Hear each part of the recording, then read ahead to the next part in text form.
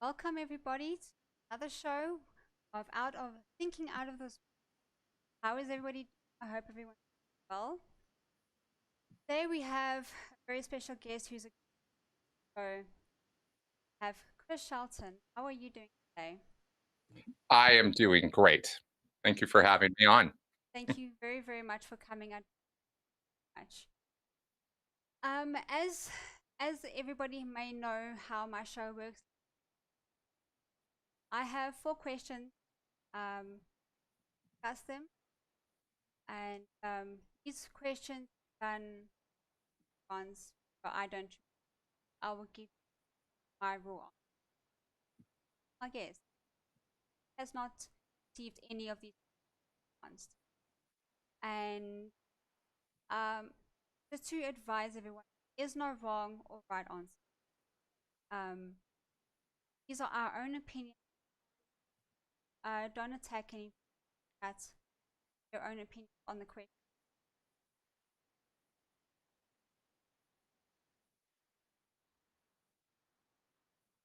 Any questions that come along or statements that answered at the end of each. I prefer to do it that way, so not cutting out.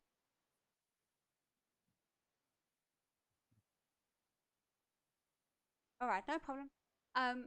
So let's just keep it civil. Let's friend, and any questions will be answered at the end of the. At the end of the questions. Okay. Apparently, am I still cutting out forever?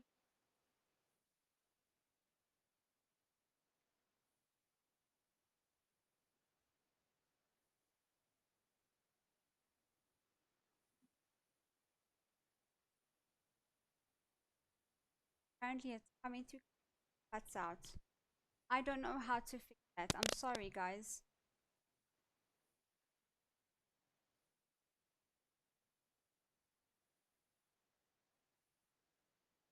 My audio has. Say something for me. I can. Yeah, hello, test 1, 2, 3.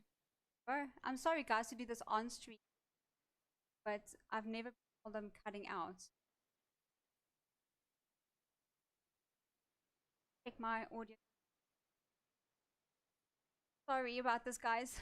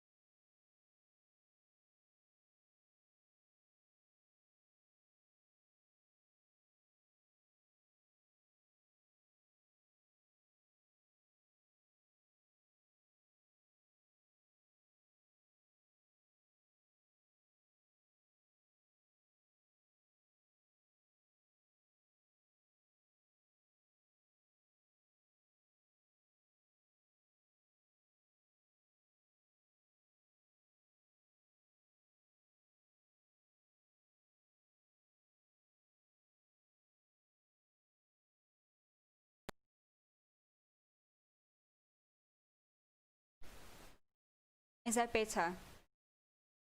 Chris, can you hear me as well now? Can you hear me? Okay, Chris, can you hear me? No? Now? Okay. Okay. There we go. Okay, I'm sorry. That was a bit of a rough one. I'm sorry. I did check this during the week. It's crazy. I'm sorry, everyone.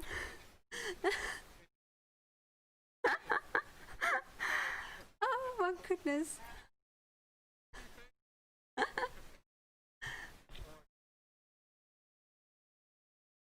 Oh, now they say they can't hear you. This is insane. It could be my side. Probably my side. Uh, All right, testing. First test. yep. All One, right. two, three. There we Okay. go. Now they hear everyone. Excellent. Okay. All right. Now we can hear each other. This was a rigmarole and a half. Good times. All right. Okay. So let me just say welcome again to everyone in the chat. Thank you so much for joining us. I did express on Twitter that I had a special announcement. I have now launched my Patreon. All the links will be in the description below, as well as my Stream Elements bot will be plugging them every now and again in the side chat. So make sure to go and have a look see. And I would like to announce that Jessica G has become our first Patreon. Thank you so much, sweetheart. It means so much to me. I appreciate it very, very much. Yay. It's exciting times. Absolutely. So let's get to this, shall we? Are you excited, Chris? Oh, beyond words. Oh, there we go. Have you seen the little alien? Yes, I did. There we go. Thank you to the new subscriber. Right. Question 1. Let's go at it. Yes. Okay.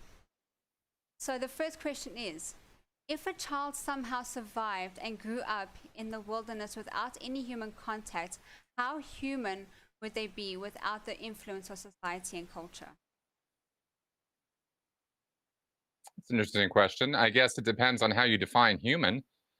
I mean, they're always going to be a human. Can't really be anything else but that.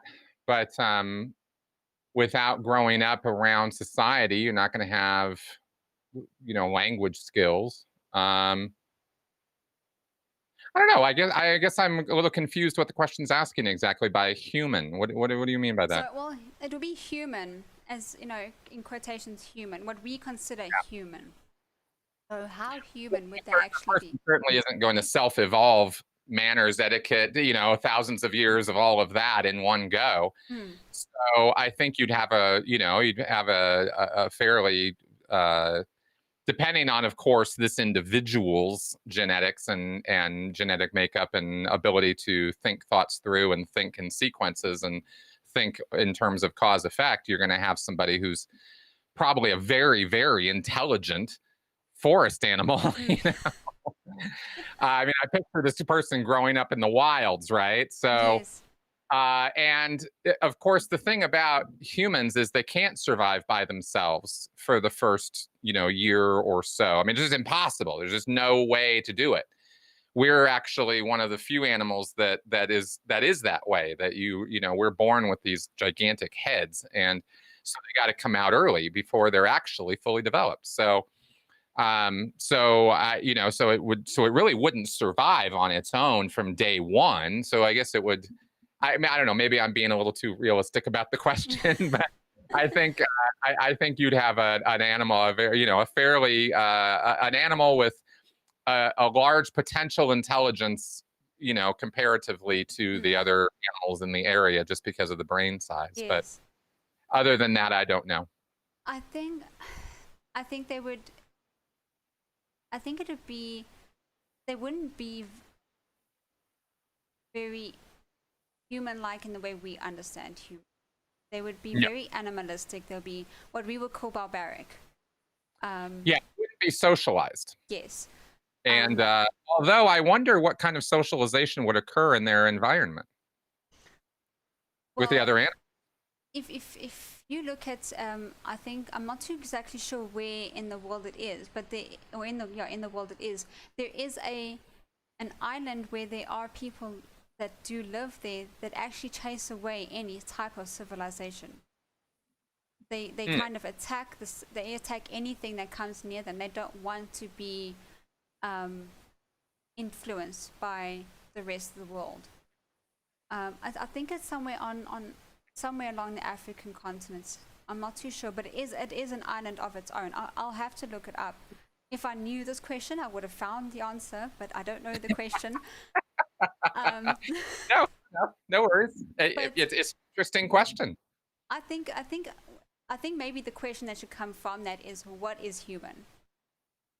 No. Well, exactly. And human is a large collection of things. I mean, there's the base body and the biology of it, and then there is the social constructs that we build around it, because the social hierarchies, and those are very, very much part of who we are. Haidt says it's something like what is it, 90, we're 90% monkey, 10% bee, or something like that. Like the social, the bees, like organized, hierarchical, and the hive and that sort of thing. Yes. So we have tendencies in that direction, but we're also fiercely independent. And this is the push-pull that we are always running into with people. Yes. Pushing back against social norms and social conventions, and not agreeing and thinking it's all nonsense. And the struggle of that is what we spend our days talking about on social media. I believe you. I do believe you. I don't know, my impression of it, I suppose. But then you can break off into I've lost my train of thought. You would break off into, some people would call other people barbaric and other people human or very civilized, as in, so if you look at how the Queen reacts compared to how someone that's living in a rural African town or township or something, there's a big difference. So people would say that they're not civilized because they're not living in a decent house, and the Queen is, she's living where she's living. And so it's, well, here's the thing about humans, and maybe this is the optimistic view, but both of those cases are humans. Yes, right. Civilization does not define humanity. Humanity is simply a species. But here's the great thing about people is that unlike a dog or a cat or a whale or a dolphin or something, you can teach this person from Africa language, manners, etiquette, skills. Yes.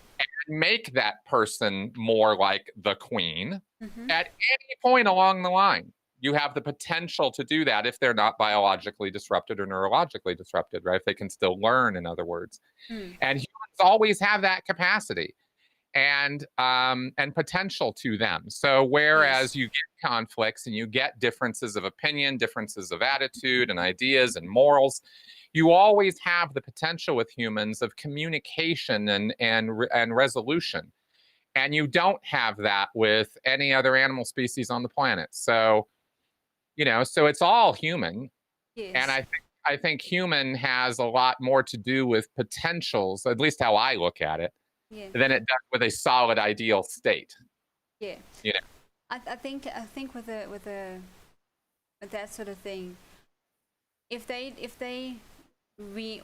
would think they're inventing it, but if they reinvented the wheel and reinvented the things that we already have, do you think that they would consider themselves progressing into a more human state, or more societal acceptance of their, like we have? I mean, we have already done all of that, so now they're recreating everything that's already in the world, and they think, oh, we've created the wheel, whereas we're already flying, Yeah. So it would be interesting. It would be progress, and it would be good progress. But here we come along and say, well, yeah, we can fly. We don't need the wheel as much. Sure. Okay, we do in terms of cars and such, but I mean, just to see a society grow like we did thousands of years ago, with fire, with the wheel, with things like that. And now in today's world, it would be very interesting to see if it actually ever happened. Yeah. Very interesting. Yeah. Okay, so I have two statements or a question and a statement from the chat. Detective Know-It-All, who's now just become a new subscriber, says is North Sentinel Island is one of the Andaman Islands. Oh, I can't read that word. It's in a bay of Bengal. North Sentinel Island is one of the Andaman Islands. There we go. An archipelago in the Bay of Bengal. There we go. Or Bengal, yeah. Okay, thanks, Detective. That was appreciated. And then Bacon Earth says, would it be better for the planet would it be better for the planet for humans to be raised this way? Yes, I suppose, but it's kind of impossible. Impossible to go back. Humans don't survive by themselves, right? Well, I mean, they did at a time. They didn't survive by themselves. They survived as a group. So right. There was always a community. Always exactly. a community, and that's the only way to survive was through a community. That's right. Exactly. It's part and parcel of our entire existence that we have communities. Yes, I think us as a human species, we do need a community. We do need that sense of belonging. Yep. Not very many people like to be on their own for very long. That's right. I'm an introvert. And the reason, of course, for that is because that's the optimal way for us to survive according to how evolution worked things out. Yes. You know, it organically just kind of rolled out that way. But that's why you have urges towards social constructs and hierarchies and societies and stuff, is because that's how we're supposed to be. The thing is why you have an urge to eat, an urge to sleep, and an urge to recreate, reproduce. Yes. It's all part of the picture. It would be interesting to see how things would be back then. But I have a fascination for history anyway, so. But like I said, I'm an introvert. But when I do get out, I enjoy myself so much until I get home, and then I'm happy again.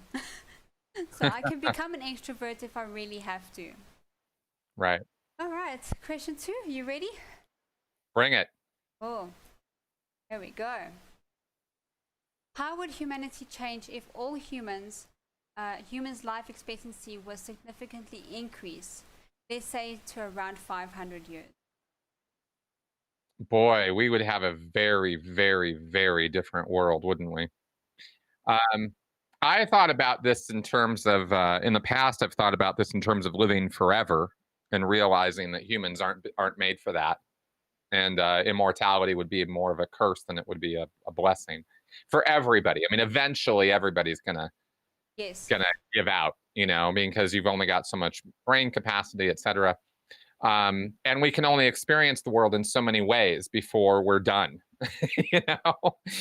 I do think 100 years is a little too small. 70 years, whatever average lifespan of a person. I think it's too little. I'd like more time.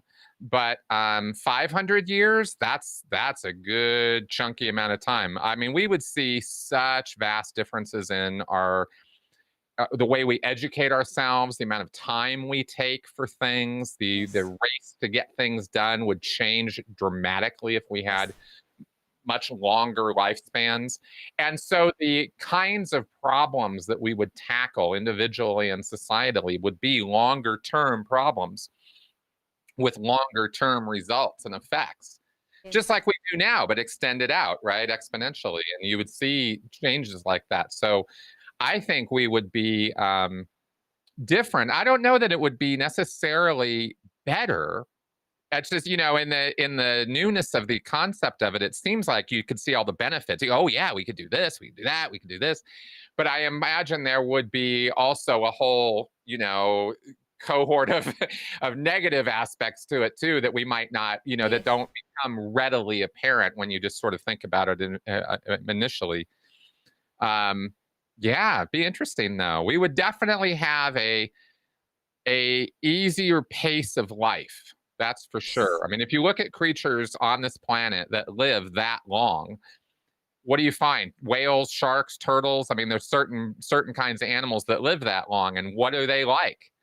They're slow moving. They're sedentary. They are chill. They are not hyperactive creatures, except maybe in spurts where they're, eating something, or hunting something. But otherwise, they're chill. Yeah. These are not wild, crazy, flashing all over, Sonic the Hedgehog kind of creatures, right? So it would be, I think we would be a very different species that way.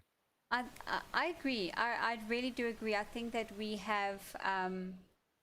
would be a lot more, like you say, chilled. We wouldn't be. I think our technology wouldn't be where we are today. I think we would still be trying to get to where we are now because we've got so much time. There's no rush. Or it could be so far in advance because there's so much time to do it. These people are making. I mean, they're making graphics cards once a month. Cell phones. Every month there's a new cell phone. Every month there's a new graphics card or an upgrade to a computer. And imagine these people living that do these things, living till 500, and the amount of technology that could have been created. So I think that instead of being chilled in terms of technology, would actually be very far in advanced. And I think so too, because what if somebody like Newton or Einstein had been able to live for 500 years? yeah, I mean, how many more ideas do they have, or could have developed yes, with those yes, minds? Galileo. I mean, the Enlightenment figures. I mean, we would have such a vastly different history. I mean, the Enlightenment wouldn't have happened because we would be so different. But we would have another kind of enlightenment. I'm sure we would have something along those lines because our experience is, even if we lengthen it out, the parameters of our existence are still what they are. We can yes, see, we can hear, we can only sense what we can sense. So yes, I think we would be limited in those regards still. But I think the development of ideas would be something to behold on that scale. You could do things with companies, with ideas, with activism. I mean, you know what I mean. There's so many areas this would touch on that it would just change everything. oh yes, oh definitely. Yeah. I think that retirement age would change. I think the entire concept of retirement would be different. I mean, you're talking about you're born and you have so much time ahead of you. Everything would just slow way down, Mhm. as far as the need and necessity to do stuff Yes, and the amount of patience you would have towards things. I think our whole character would be different as a species, yeah. with those kind of time frames. Now the question is, when would we start school? Right. Well, I mean, again, what's the life cycle? If we're living to 500, do we still have a 20-year, 25-year development period, or does it become a 75-year development period? Mm, Right. Kind yes, of that changes things because right now your brain's finished developing when you're 25. yes, That's pretty much end of growth. So cool.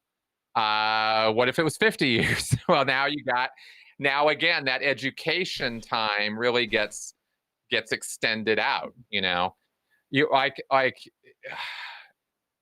if you started a job knowing what you would now have learned by the end of your life, all the accumulated experience and knowledge you have, and then you're over. But what if that was just the beginning for you yeah, in terms of your professional work or career, and you now had 300 years of uninterrupted, go for it, this is the prime of your life sort of thing. And that became the cycle, right? Where yes, the first 100 years are your growth and education and knowledge and making your way in the world. Then you get 300 years of knock yourself out, and then 100 years of chill time, right? Total chill time. I mean, who knows? Who knows how it would develop? you'd catch It, me at the beach. yeah, exactly, exactly. But it would definitely chill people out. That's for sure. I think so too, and I think a lot of people will be less sick. I think illness would be Hmm. and stress related illnesses, excuse me, will Oh, be yeah, less sure. of a problem. So Yeah. ulcers and oh, what doesn't come with stress? you know, Exactly. You know, so I have an ulcer from stress. So, and my doctor didn't even say it was bad stress, it was good stress. I don't know what that meant. You know, so it's just, to me, it's insane. The amount of time to know, I mean, me, I'm only now 33 and I feel exhausted with life already. I'm done. I'm tired of life already. I'm just, but that's how my soul feels. So for me to imagine that I've got another, not even 450 years to go still, or more than that to go still, I think it would tire people out very quickly. Well, it would if they were 500 years old in, or had 500 years to live in this society. Yes, Because you're this right. society is tiring. It is anxious.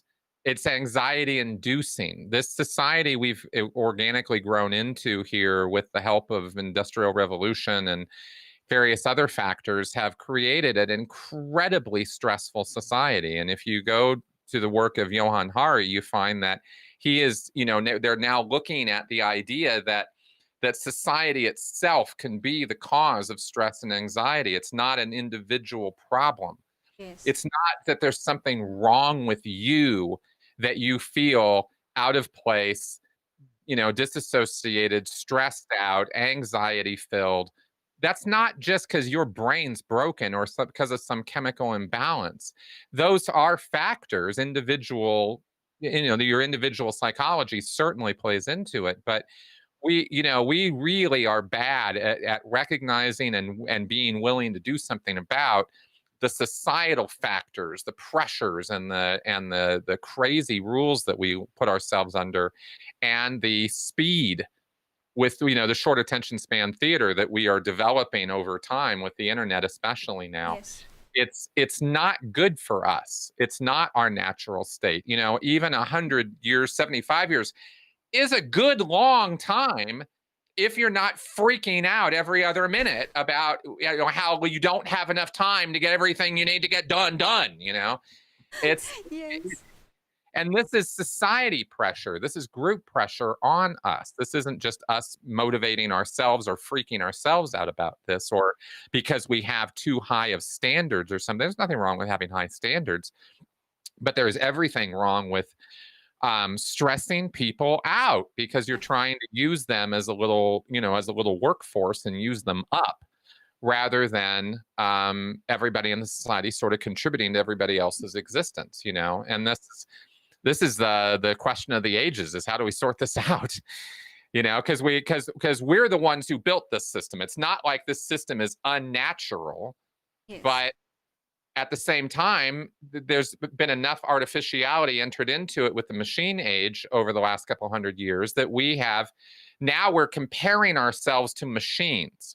Yes. That's crazy. We're not machines. We're not anything like machines. So it's such a false comparative, and yet we set ourselves up for that, and then we freak ourselves out about it and stress about it, and it's just, you know, it's a bit silly. So yeah. I think in the last 200 years of my life, I'd be on the beach. Yeah, exactly. Scuba diving. Or, Exactly. you And what know, if society was built to allow that to happen? I You think know, it would and be nobody better. was making you feel guilty about it all the time. Yeah. I think it would be a lot better. I really do. I Yeah. really, really do. I think comparatively, as we're looking at it right now, it probably would be. But again, what we are really, really bad at is predicting unintended consequences.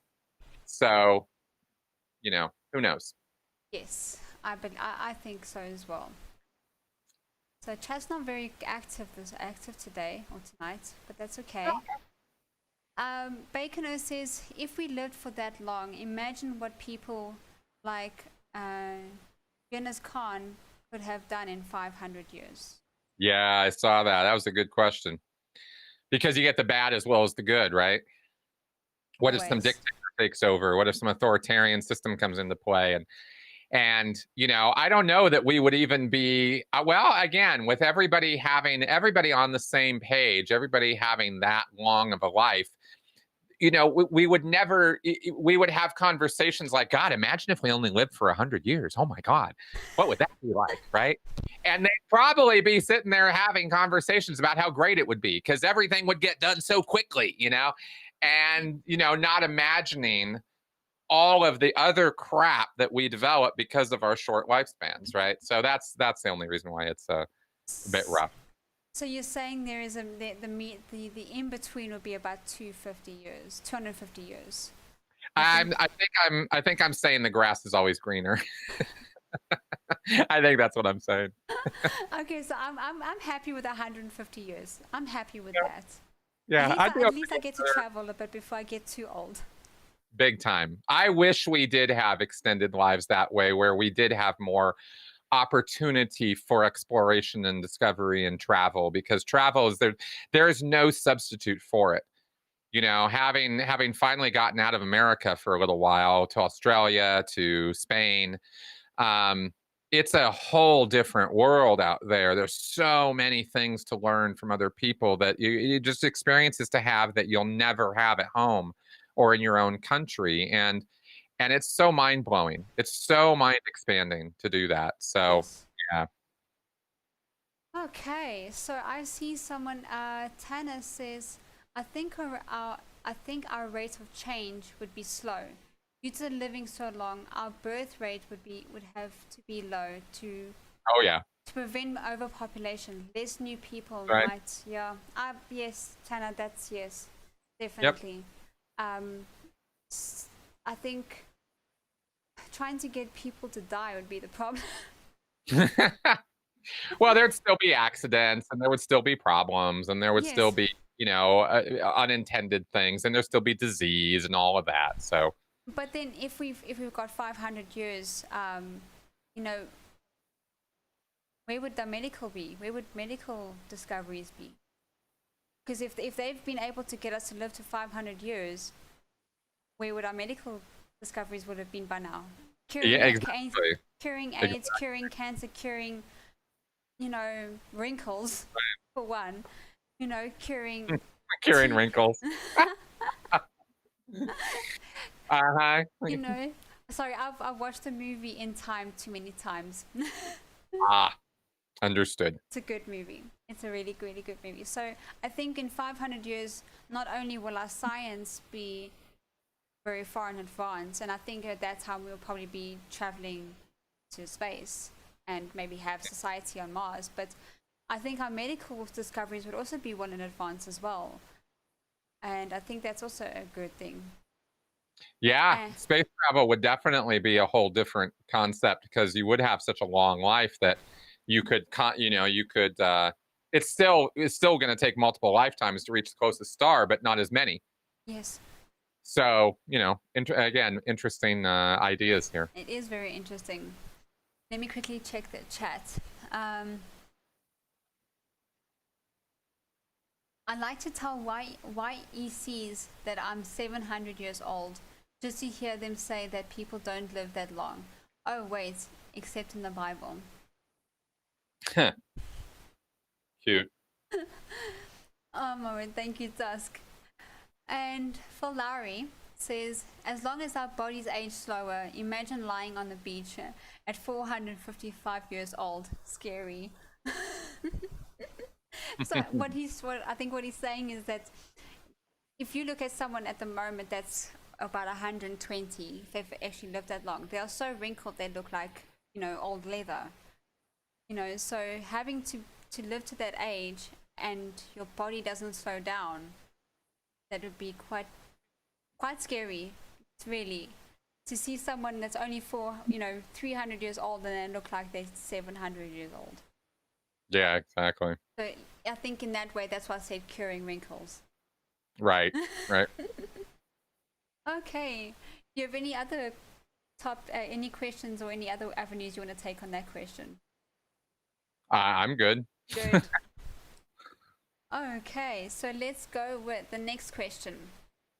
If someone you loved was killed in front of you, but someone created a copy of them that was perfect right down to the atom level, would they be the same person, and would you love them just as much?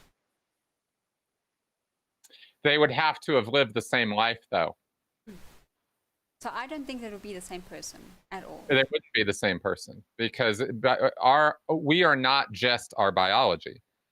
Um, we're a great deal of our biology, but we're also the sum total of our lived experience, and that can't be discounted as our personality. In fact, I mean, you know, there's a lot of psychology and social psychology built up around theories around the idea that your personality is basically a collection of the attitudes, thoughts, ideas, emotions, and everything else connected with all the groups you've been part of.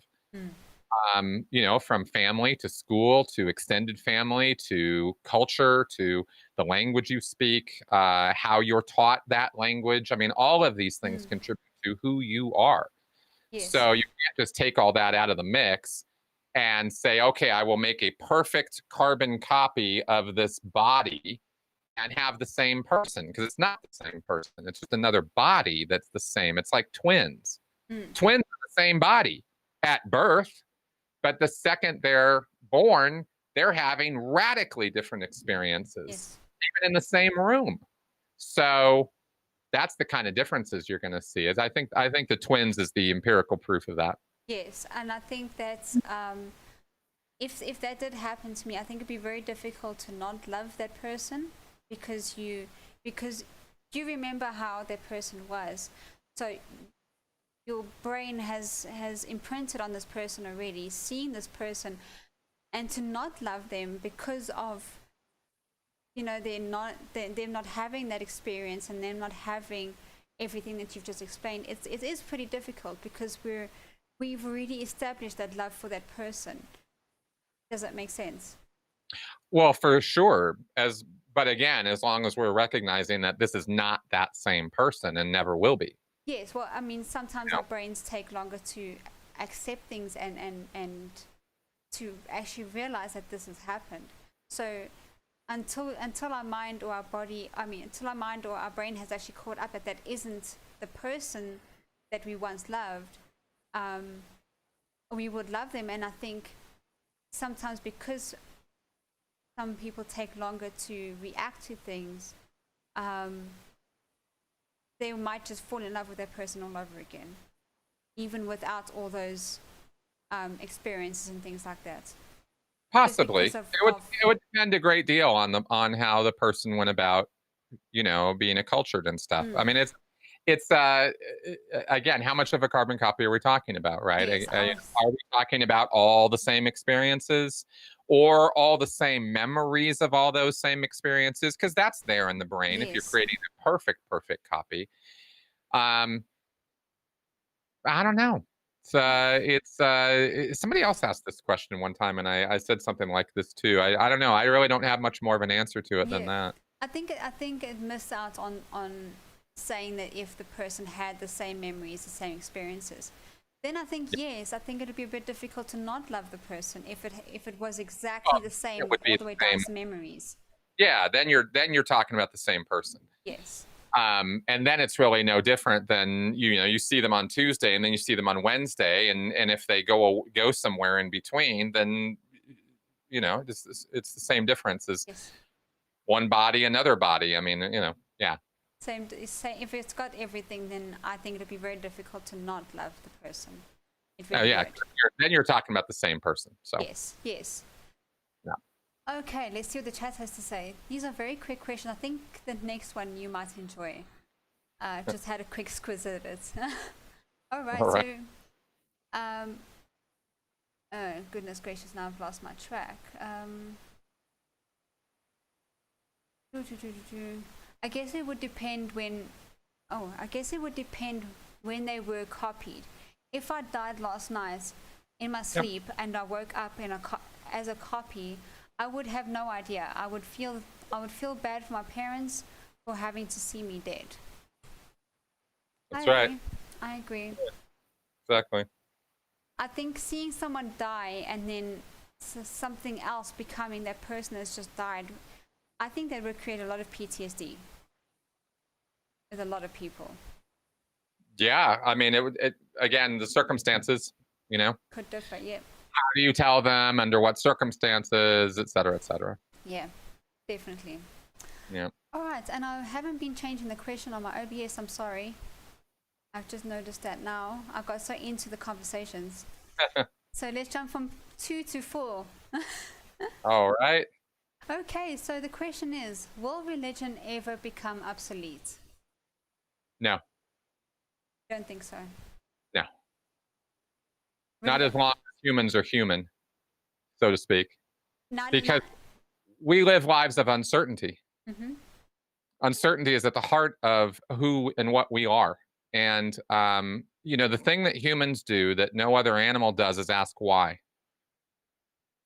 And as long as we're asking why, we're going to be on a quest for answers. And those answers will always go to dark places because we don't have all the answers and we never will. Because as soon as you get one answer, 10 more questions come from it, especially with the counterintuitive nature of the universe, as we've been discovering, right, through physics and through quantum, science and all that. So, religion is about a lot of things. It's not just a set of ideas. It's a culture. There's a culture to it. As we were talking about before the show with Scientology, you have a culture there. It's not just L. Ron Hubbard's books and lectures, and that's Scientology. It's what people do with it and how they use it and how they misuse it and understand it and misunderstand it and everything else. And the human experience includes this wonder, this idea that we are mortal, that we are going to die, and that we do not see past that curtain, and we don't know what's there, if anything. The simple answer, of course, is there isn't anything. You just die, and yet we don't have any answer at all for why life exists. Yeah. And until you have an answer to the question of why life, not what life is doing, all of science is wrapped up in what life is doing, but there is no answer philosophically or scientifically to why did life happen. And not just human life, but all life. And we're always going to be on a quest to try to figure that out. And I don't know that we're ever going to have solid answers to it. Because like I said, there's always, the thing about us is we have this cause effect inherent view of the world. That's how we perceive things, is through cause effect paradigms. So there's always going to be an earlier cause you can look to, there's always like, but what happened before that? What happened before that? What about before that? Right. And even, and everybody's all, the Big Bang and what happened before the Big Bang. And then there's the question of, well, maybe nothing happened before the Big Bang. And that just blows everybody's minds. People's heads explode at the very concept of it. Well, what do you mean there could be a time before time? What? It doesn't make any sense to anybody, right? Because we don't think that way. So, so it could be that the ultimate truths that we're looking for are right in front of our faces, but we can't accept it because we just don't think that way. Right. So it's so this is why religion as a topic, as a subject, as a philosophy exists. Then, of course, there's the other part of the religion coin, which is appeasing the gods or appeasing the forces of nature so as to give us a break, give us an easier life, make things better for us. We're always praying, all of us. Please, God, I hope I get a good lottery ticket. Oh, God, I hope she's okay. Oh, God, Jesus, please make sure. I mean, even us atheists do this, right? We're constantly, it's baked into our language to talk this way. So, so how is there a day where this is no longer around? I think we just need to be careful, though, because a lot of people put together religion with spirituality. And a lot of people... I'm not religious.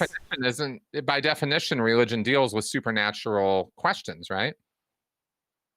I guess it does. Yes. Yeah. But so maybe there's always going to be that aspect of it, I think. Yes. I suppose. I guess you're right. I just think that a lot of people would like to merge them together and it's all the same thing.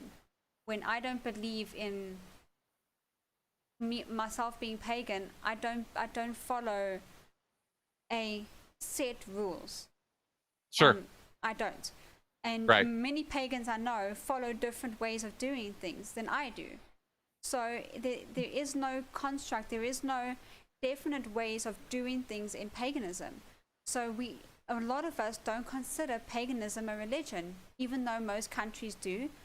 We don't, because there's no one single way of doing things, just like a lot of other religions do. Sure. There's one single way of doing things, and that's how you do it. Some pagans don't pray to any god. Mm-hmm.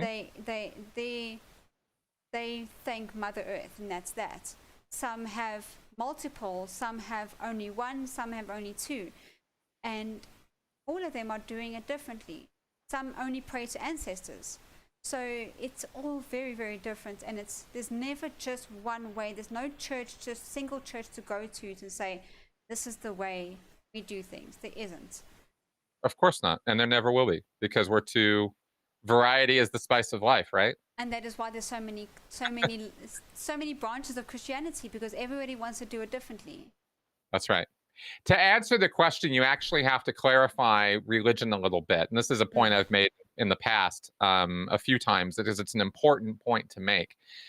There are three different aspects of the word religion. And when you mention the word religion or religious or talk about religion, you're talking about one of three things or a combination of them. You're talking about individual personal belief, what exists inside an individual's head, their religion, so to speak, right? The unique set of ideas and constructs and values and morals and everything else that they have bundled up in their head. And it only exists there. It doesn't exist outside their head, right? So that's religion as far as that individual is concerned, personal belief, I guess you could say. Another aspect of religion is the mutual, I guess you could say, the experience or the practice of religion, what you do with that idea set, with those beliefs and values and morals and everything. It's how you execute it in the real world, what other people see you doing, whether that is praying in the moonlight and sacrificing chickens, or dancing up and down, or going into trance states, or nothing at all, simply living life of tranquility and calmness and and stability. And that's how you express your religious beliefs, through tolerance and compassion of others. That could be your religious expression, is what I'm trying to get to there. That's the second part of religion. And what we mean when we say the word religion, we could be talking about personal belief, or we could be talking about personal expression. Or the third part is we could be talking about organized religion, when people get together and they start expressing in a common fashion, together, communally, religious expression, right? It's not just the individual, but it's a group of people. And here you have the rise of leadership and the clergy and priests and nuns and spiritual leaders and gurus and all of this. And you have rules and regulations, and we're going to have a culture now. We're going to get all together and we're going to create this religious culture, and this is what I call organized religion or group religion. And the group expression of the religious ideas is different from what the individual does, and is different from the belief set that the individual holds in his head. I believe individual religious belief is as individual to each person as our DNA. Everybody's got different ideas. So if you ask, are we always going to have religion? My answer mostly was along the lines of religious belief. But I believe because of that, we will also always have the other two, religious expression and organized religion, because people get together. Yes. And they like to get together, and they especially like to bash other tribes with their collective ideas, whether it's religious, political, social, sports, whatever. We only need an excuse to tribe up, right? Yes.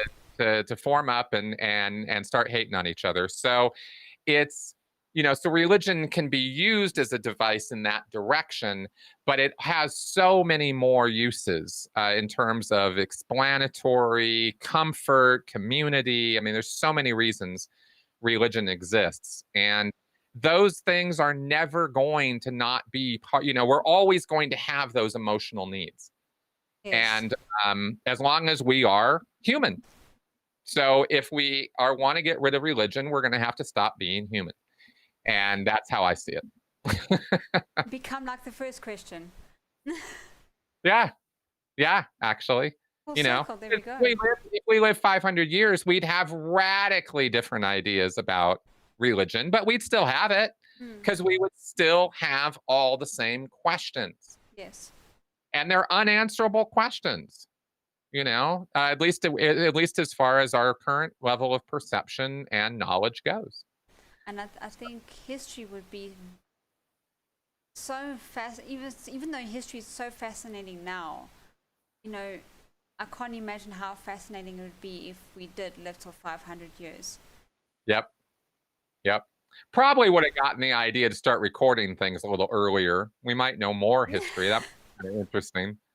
I think so too. And I think it would have been a good idea to record everything like they should have been doing from the beginning. No. Yeah. Well, it's not that they weren't recording things. It's just that we don't know how to read a lot of what they left behind.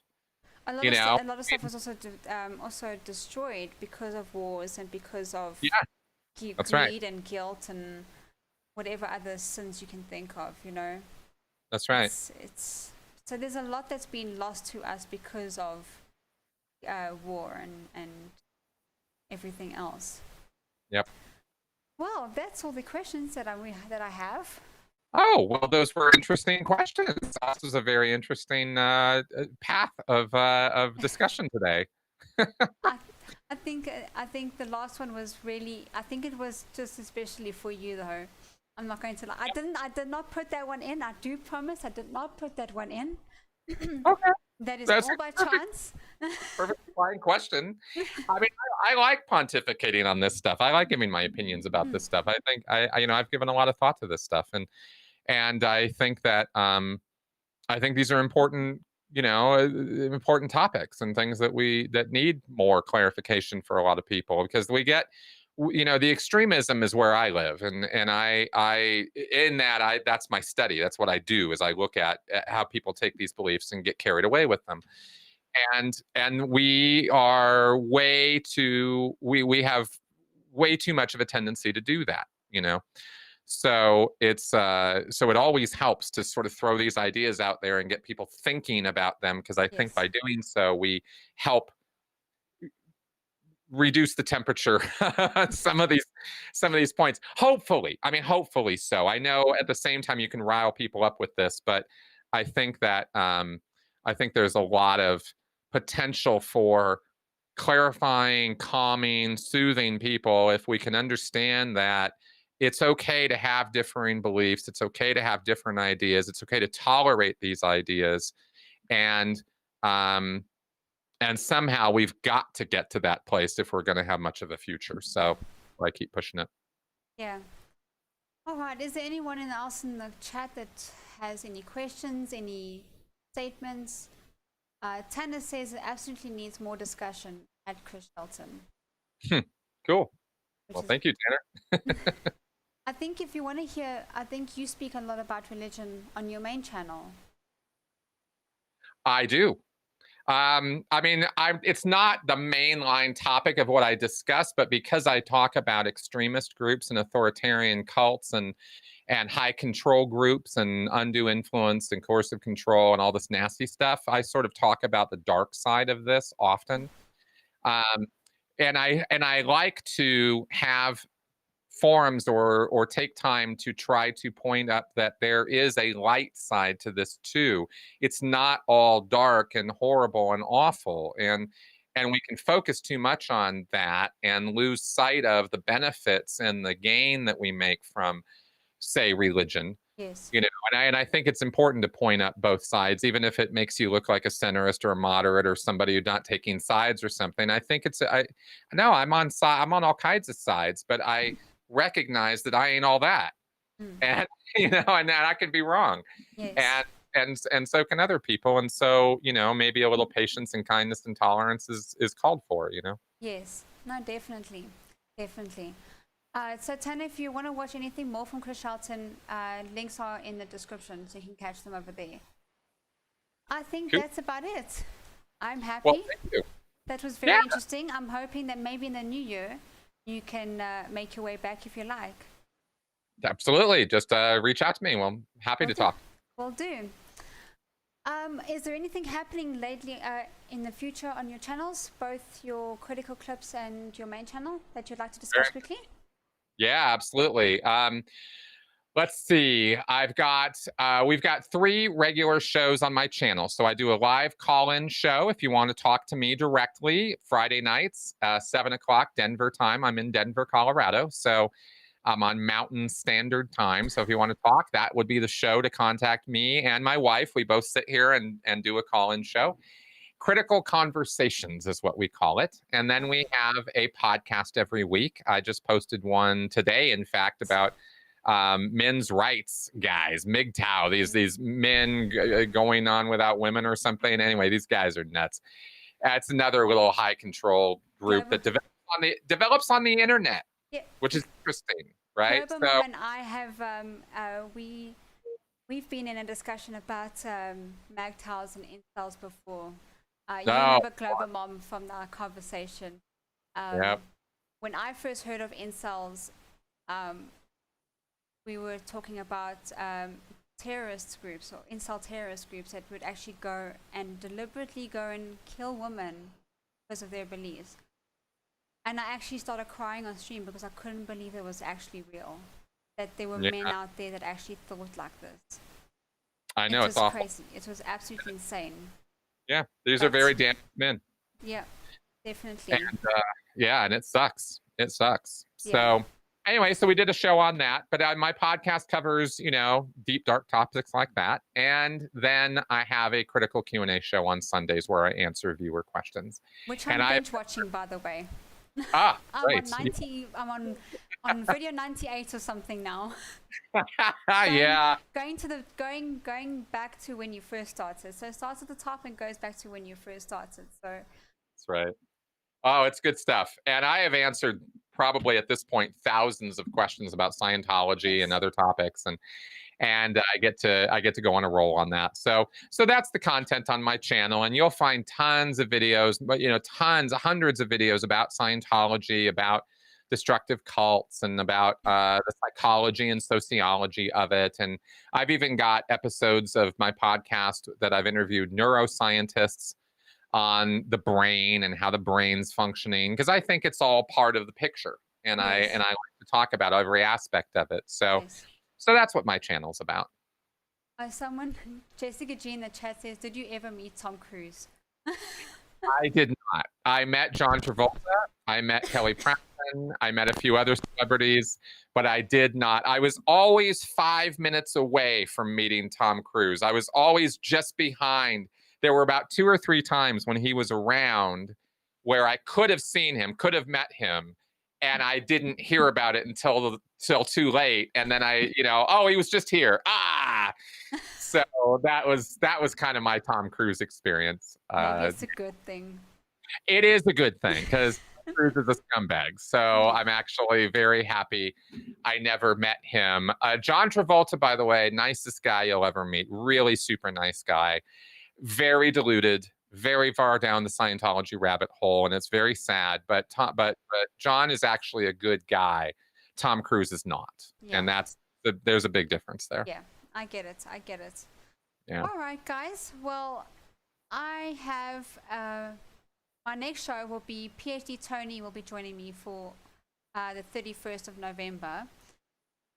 It will be at same time, 10 p.m. CAT or 3 p.m. CST. So please do join me in 2 weeks' time with Tony.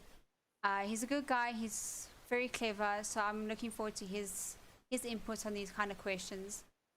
Other than that, I can't wait to see you guys again in 2 weeks' time. Have a good evening. Have a good day. Have a good morning. Whatever time it is for you guys. And enjoy. Bye.